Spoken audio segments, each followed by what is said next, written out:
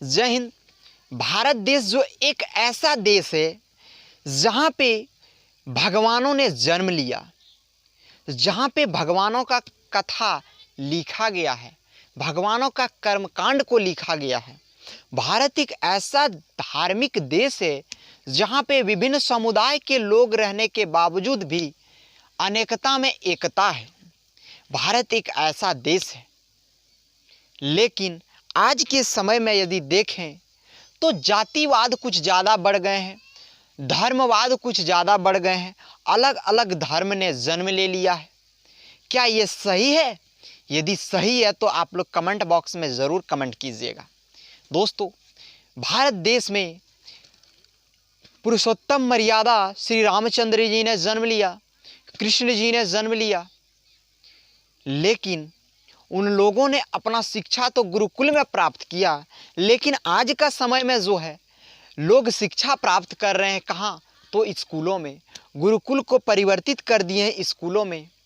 ये देश जो है ऋषि मुनियों का देश है, भगवानों का देश है, लेकिन आज का जो जनरेशन है, आज का जो समय है, वह बहुत बदल चुका है। आज के समय के लोग, आज के समय के बच्चे धार्मिक प्रवृत्ति से दूर भाग रहे हैं, धर्म से दूर भाग रहे हैं। तो ऐसा क्यों हो रहा है? जिस देश में भगवान ने जन्म लिया, उस देश में, उस देश के बच्चे, उस देश के लोग, उस देश के जनमानस धर्म से दूर कैसे भाग सकते हैं? कोई बात नहीं है, सबको पकड़ के लाना है, सबको फिर से एकजुट करना है, अखंड भारत का निर्माण करना है। तो ऐसे कैसे होगा? सिर्फ कहने से नहीं, उसके लिए हम लोगों को कथा, पुराण, वेद सब कुछ जानना होगा। और ये सब जानने के लिए, इन सब को सरल तरीका से समझने के लिए आप लोगों को हमारे YouTube चैनल से जुड़ना होगा। तो आप लोग जो भी साथी भाई बहन अब तक एक सर स्टडी चैनल को सब्सक्राइब नहीं किए हैं तो कृपया बेल आइकन दबाकर चैनल को सब्सक्राइब करें, और वीडियो अच्छा लगे तो एक लाइक ज़रूर करें। इस वीडियो को शेयर भी करें ताकि आप लोगों के जो दोस्त हैं, घर वाले हैं, जो धार्मिक प्रवृत्ति से दूर जा रहे हैं, उसे संजोएं, उसे बचाएं। हमारे देश में पहले बाहर से लोग पढ़ने आते थे, लेकिन आज हमारे देश के लोग बाहर जा रहे हैं। ऐसा क्यों? विश्व गुरु कहे जाने वाले देश का ऐसा हाल। तो इसका जिम्मेवार कौन है? इसका जिम्मेवार आप और हम हैं, यहाँ के नागरिक हैं, क्योंकि यहाँ के लोग धर्म को छोड़कर जातिवाद पे लगे हैं। तो बिल्कुल विलंब न करते हम लोग आते हैं अपने टॉपिक, और टॉपिक है हम लोगों का पुराण। तो हम लोग पुराण को आज समझेंगे, भगवान के कर्मकांड को समझेंगे, भगवान के कर्मकांड को सरल तरीका से समझेंगे। तो ये सब तरीका कहाँ से आएगा? उसे समझो, उसे जानो, उसे पढ़ने का प्रयास करो। ये सब तरीका हमारे YouTube चैनल के माध्यम से आप सबों को बताया जाएगा, फेसबुक पेज के माध्यम से बताया जाएगा। तो आइए हम लोग देखते हैं, हम लोगों का टॉपिक है पुराण। हम लोग पुराण को सरल भाषा में कैसे समझें उसे देखते हैं। तो हम लोगों का ये टॉपिक जो है वह कह रहा है, भारतीय ऐतिहासिक कथाओं का सबसे अच्छा क्रमबद्ध विवरण पुराण में मिलता है।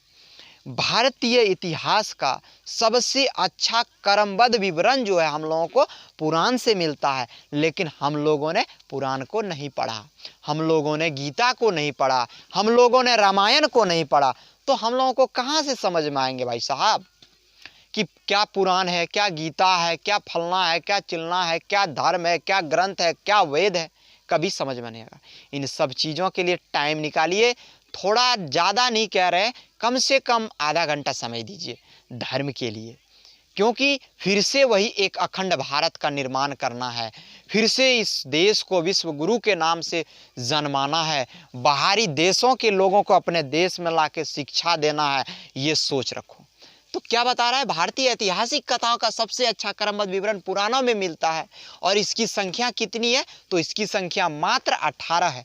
और इसके रचयिता कौन है? कोई विदेशी तो नहीं है ना? पुराण के रचयिता कोई विदेशी हैं तो जरा कमेंट बॉक्स में फटाफट कमेंट कीजिएगा। नहीं, वह भारतीय हैं, यहाँ के ऋषि हैं, यहाँ के मुनि हैं, यहाँ के पुत्र हैं, यहाँ के लाल हैं। वह कौन है उसे भी जरा हम लोग गौर से देखते हैं। इसके रचयिता लोमहर्ष तथा उनके पुत्र उग्रशर्वा है। यहाँ के पुत्र ने और पिता ने इतने बड़े पुराण लिख डाले, इतने बड़े भगवान के कथाओं को लिख डाले। सोचिए, ये है भारत देश। अब हम लोग अगला देखते हैं। वह कह रहा है कि पुराण यदि 18 है तो इस पुराणों में से सबसे पुराना कौन सा पुराण है, सबसे प्राचीन कौन सा पुराण है? तो वह मत्स्य पुराण सबसे प्राचीन है। आइए हम लोग अब ज़रा गौर से देखते हैं, उन 18 पुराणों पे हम लोग चर्चा करते हैं कि वह पुराण कौन कौन से हैं। तो हम नंबरिंग बाय ज़रा देख लेते हैं। एक बार में 3 पुराण को याद करना है, ज़रा गौर से याद करना है। तो पहला पुराण है मत्स्य मार्कंडेय भविष्य। मत्स्य मार्कंडेय भविष्य यानी कि 3 पुराण हम बता चुके हैं। मत्स्य मार्कंडेय भविष्य। चौथा से शुरू करते हैं। भगवत ब्रह्मांड ब्रह्मवर्त। भगवत ब्रह्मांड ब्रह्मवर्त। अब हम 7वां से 9वां को देखते हैं। ब्रह्मा वामन वारह। ब्रह्मा वामन वारह। अब 10वां से हम 12वां 13वां तक देखते हैं। विष्णु वायु अग्नि। विष्णु वायु अग्नि। अब 12 से हम लोग 15 तक देखते हैं। पदम लिंग नारद।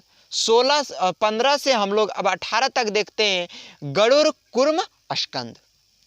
पहला हो गया मत्स्य पुराण, दूसरा मार्कंडेय, तीसरा भविष्य, चौथा भगवत, 5वां ब्रह्मांड, छठा ब्रह्मवर्त, छठा ब्रह्मा, 7वां वामन, 8वां वानर वारह, 10वां विष्णु और 11वां वायु, 12वां अग्नि, 13वां पदम, 14वां नारद, 15वां लिंग, 16वां गरुड़ और 17वां कुर्म और 18वां पुराण जो है स्कंद पुराण। सबसे प्राचीन पुराण कौन सा है? तो वह मत्स्य पुराण है। हम उम्मीद करते हैं आप लोगों को वीडियो अच्छा लगा होगा। अच्छा लगा हो तो एक लाइक, एक शेयर, एक कमेंट ज़रूर कीजिएगा। जय हिंद, जय भारत, जय झारखंड।